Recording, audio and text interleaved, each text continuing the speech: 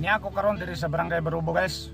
Ako ipakita sa inyo ha katong kahagikan ng tubig nga niigo dito sa Panlibatuhan Creek nga ni damage sa mga property o kinabuhi itong September 17. Nandiya mo na ang sentro sa Barangay Barubo.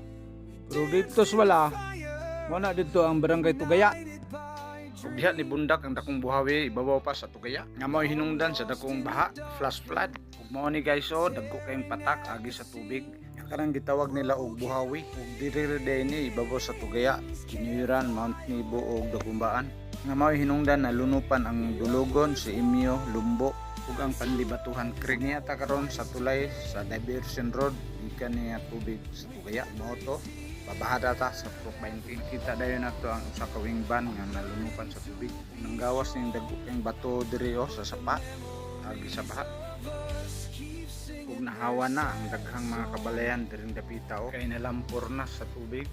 Pero wa gid tay mahimo kung ang kinayahan na ang maningil. Kinsa mo pud lagi magdahom in town. Amo na may tabang manggod sa mga kabalayan diri tabok sa kalsada mao na manggod ang sapa.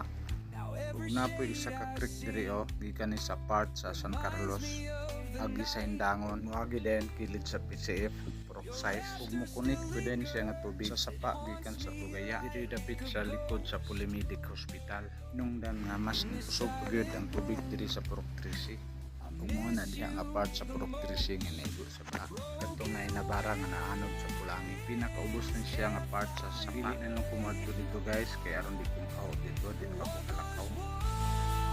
Di lang kita magkumpiyansa katong nagpuyo doon sa sapa. Kaya basin wata kabalo o naday tubig nga mukalit gabot. Kasi nagtuota nga di kita maabot sa baha pero wa pa day siguro.